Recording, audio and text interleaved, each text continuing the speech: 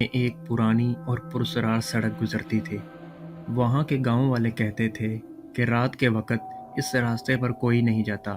اس سڑک کا نام راز کی گزرگاہ پڑ گیا تھا۔ علی، ایک نوجوان جو شہر میں ملازمت کرتا تھا، اپنی بہن مریم سے ملنے گاؤں آیا تھا۔ مریم نے اسے خبردار کیا کہ رات کے وقت تم اس راستے پر مت آنا۔ علی نے ان باتوں کو مذاق سمجھا۔ ایک شام علی نے اس گزرگاہ سے شہر جانے کا ارادہ کیا۔ علی سنسان سڑک پر گزر رہا تھا اور اسے دور سے جنگل میں آوازیں آتی ہوئی سنائی دے رہی تھیں۔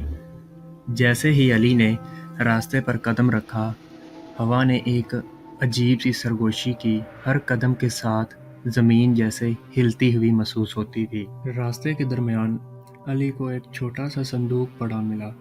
اس کے قریب جانے پر صندوق خود بخود کھل گیا اور اس میں ایک چمکتی ہوئی چابی نظر آئی۔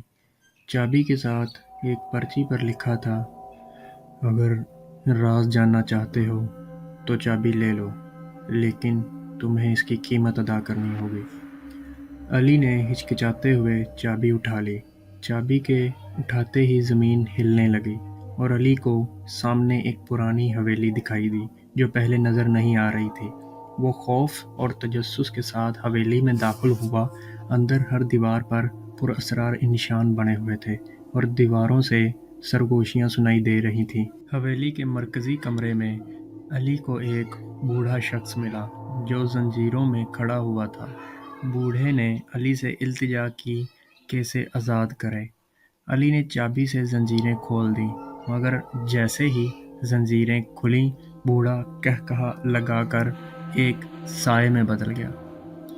علی کو اچانک احساس ہوا کہ وہ ایک ایسے راز میں الجھ گیا ہے جسے واپسی ممکن نہیں۔ حویلی غائب ہو چکی تھی اور وہ خود کو ایک راز کی گزرگاہ کے درمیان کھڑا پایا، جہاں اب ہر لمحے عجیب سائے اس کا پیچھا کر رہے تھے۔ کہانی کا اختتام علی کی آخری چیخ کے ساتھ ہوا، اور اس دن کے بعد راز کی گزرگاہ پر کوئی علی کا نام بھی نہیں لیتا تھا۔ اخلاقی سبق: ہر تجسس کو سمجھنے کے لیے ہمت ضروری ہے، لیکن بعض رازوں کی جستجو ہماری زندگی کو بدل سکتی ہے۔